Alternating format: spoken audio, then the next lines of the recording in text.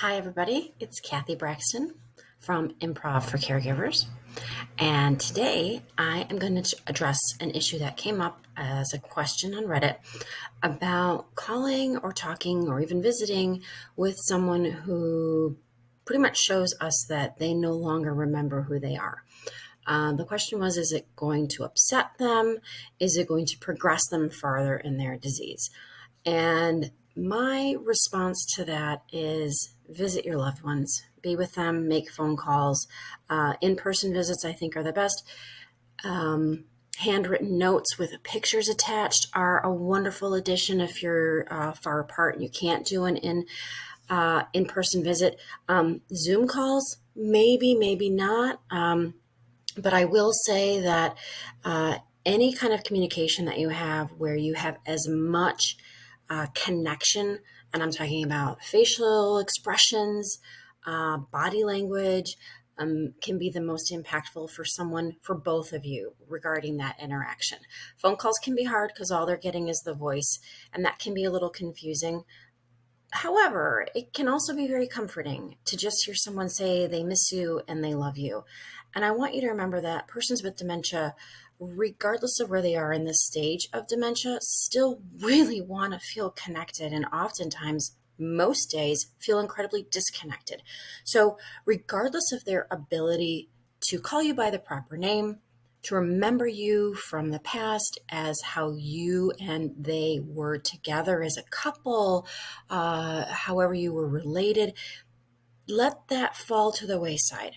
Let that not be a priority. I encourage you to reconsider your priority as one in which you are helping that person write the last chapter of their life, because essentially that's what you're doing.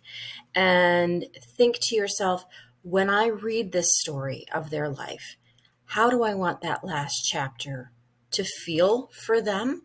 How do I want to be represented in that? You want to be present in that. Visiting, connecting, it does not progress somebody in their disease. It might confuse someone for a minute, but what that indicates is that you need to let go of this agenda that you have, that they have to remember you in order for there to be a connection. They do not.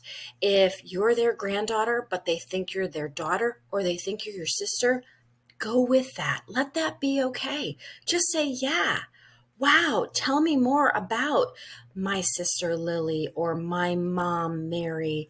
I miss her so much. Tell me more. Do you have any funny stories? Or you be the one to uphold that conversation. And if they mention someone else, or you look like, or are you, just go with that and say, you know what? Yeah, Mary was my mom, and I loved her so much. This was a really funny story I had. And share a story.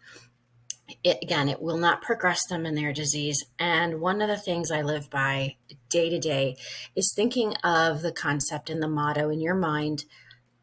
What am I looking to achieve here? In every interaction that you're having with your loved one or a person living with dementia, think to yourself, what am I truly looking to achieve here?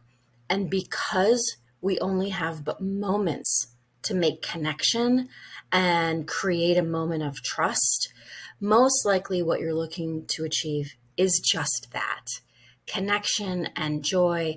And yeah, maybe when you walk away from that person after a visit, you feel sad that they don't remember you, but it's there. The connection, the emotion, the love, regardless of your name, regardless of your relationship with them, never matters. It never matters, right? Some of us are closer and feel more connected to people who are not part of our family. So, regardless of the relationship, it's the connection that we feel. So, I truly encourage you, visit, write a letter, attach some pictures with that. If you have to, even a Zoom call, sometimes seeing face to face gives you some peace of mind that you get to see them, love them for who they are, comment on how beautiful they look or how happy they seem, and continue to offer that connection.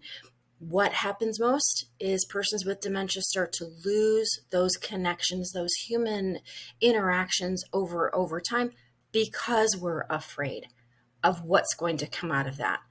Let your agenda of who you are to them go and be who they need you to be right now.